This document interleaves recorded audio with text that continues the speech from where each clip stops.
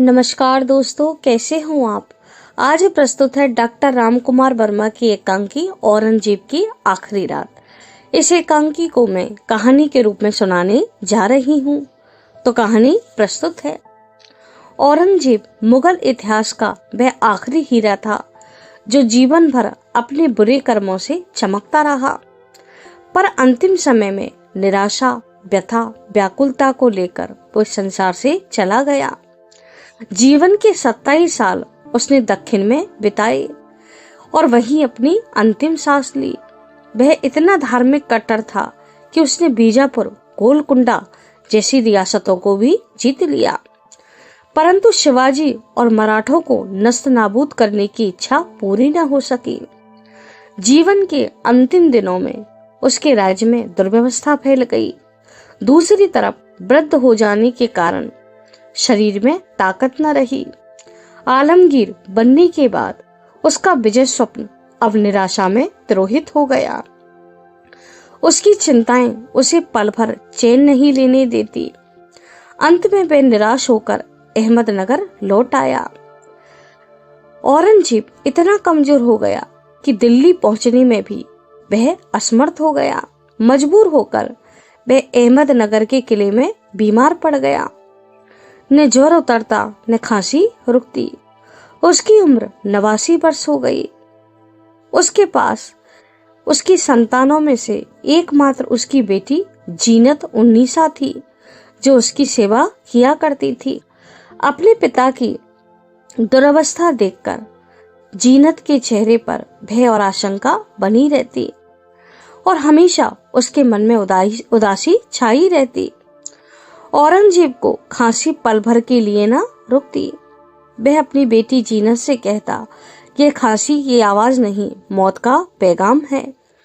सल्तनत के उखड़ने की आवाज है, इसे कोई नहीं रोक सकता। जीनत औरंगजेब को धैर्य बंधाती और बार बार वैद्य को बुलाती, जिससे उसका दर्द कम हो सके, पर उसे हमेशा नाकामयाबी हाथ लगती। औरंगजेब को अपने पूर्व की घटनाएं स्मृति बनकर एक एक करके याद आने लगी। जिन घटनाओं को उसने अंजाम दिया था, उनके विषय में उसने पल भर भी न सोचा। आज वही घटनाएं दुर्भाग्य बनकर उसके समक्ष नाच रही थी कि कैसे उसने संभाजी का वध किया था। मराठों की हिम्मत को तोड़ने के लिए उसने क्या न किया। सारी जिंदगी वह अपने दिल को यह झूठी तसल्ली देता रहा कि उसने यह सब मजहब के नाम पर किया है, पर आज उसके अंतिम क्षणों में आकर कोई यह नहीं कहता कि उसने इस्लाम के नाम पर सारी दुनिया को धोखा दिया है। उसे रह रहकर एक एक घटना याद आती तो वह दर्द और पश्चाताप से छटपटाने लगता। औरंगजेब को याद आने लगा कि कैसे उसने शाहजहां को नजरबंद किया, दारा, शुजा और मुराद के हक को छीन लिया, सिखों पर कितने अत्याचार किए, ताजमहल पर आंखें सटाए। निराशा और व्यथा से शाहजहां की मृत्यु हो गई। मैंने ही शाहजहां को महल में कैद कर दिया। अपने अब्बा जान का मैं कभी विश्वास प्राप्त न कर सका। अब्बा जान की चीखें आज भी उसके कानों में गूंजा करती हैं। बीमारी की अवस्था में औरंगजेब अपने होश हवास भूल जाता। उसकी चिंताएं साकार रूप लेकर उसके समक्ष खड़ी हो जाती। उसे अपने सामने घुटने टेक कर गिड़गिड़ाता हुआ शाहजहां नजर आता, जो कहता था, आलमगीर, हमें अपना बेटा औरंगजेब वापस कर दो। बादशाही के लिबास पहनकर हमारा बेटा बदल गया है। अपने अब्बा जान को मृत्यु पर्यंत तक कैद रखने का पश्चाताप औरंगजेब को तिल तिल करके मार रहा था। कभी औरंगजेब अपने बचपन की बातों को याद करने लगता। बचपन की यादें उसकी आंखों के समक्ष जीवंत हो जाती। उसे अपने भाई दारा का धड़ से अलग किया गया मस्तिष्क लहूलुहान होकर दिखाई देता। दारा की चीखें जब उसे अपने कानों में सुनाई देती तो औरंगजेब अपने कान बंद कर लेता। औरंगजेब हकीम से गिड़गिड़ाते हुए कहता, मुझे ऐसी दवा दो जो मुझे बेहोशी में गर्क कर दे। इन यादों से मैं छुटकारा पाना चाहता हूँ। बीमारी की अवस्था ने उसे बेहद शक्की बना दिया। वह दवा में जहर मिले होने की आशंका से दवा नहीं पीता था। हकीम और जीनत उसे समझाने का बेहद प्रयास करते। उसे इस बात का बेहद मलाल था कि अविश्वास के कारण वह कभी किसी को अपना न बना पाया।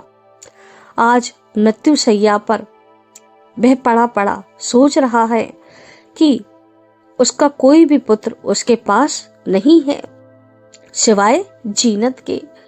औरंगजेब सोचने लगा, जब मैंने जन्म लिया था तब कितने लोग मेरे आसपास होंगे, कितना जश्न हुआ होगा, पर आज मैं कितना अकेला असहाय हो गया हूँ। जब वह आंखें बंद करके लेटता तो यकायक उसे अपने भाई मुराद बख्श याद आ जाता, जिसने उसे राजा राम सिंह के घातक वार से बचाया था, पर बदले में मुराद को भी मौत मिली। जिस हाथी को उसने जजिया कर माफ करने की मांग पर हजारों हिंदुओं पर चलवाया था, आज वही हाथी अपने पैरों से उसके कलेजे को चूर चूर कर रहा है। औरंगजेब घबराकर उठ बैठता।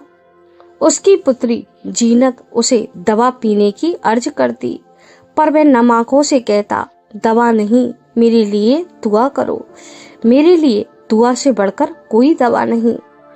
औरंगजेब अपने अंतिम क्षणों में कातिब को बुलवाता है और अपने बेटों के नाम एक खत लिखवाता है।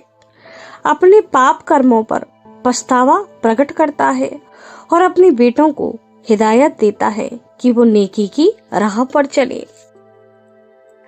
अंत में वह बेटी जीनत से कहता है कि मृत्यु के बाद उसकी देह को बिना कफन और ताबूत के जमीन में गाड़ दिया जाए। कब्र की मिट्टी पर जब हरियाली छाएगी तो मुझे खुशी प्राप्त होगी। अपने अपराधों की क्षमा मांगता हुआ आलमगीर, दारा, शुजा और मुराद का नाम लेते हुए अजान से अल्लाह हक शब्द दोहराते हुए अव्वल मंजिल फरमा जाता है। थैंक यू दोस्तों। अगर आपको मेरी ये छोटी सी कहानी पसंद आती है तो प्लीज़ मेरे चैनल को लाइक करें और सब्सक्राइब करें।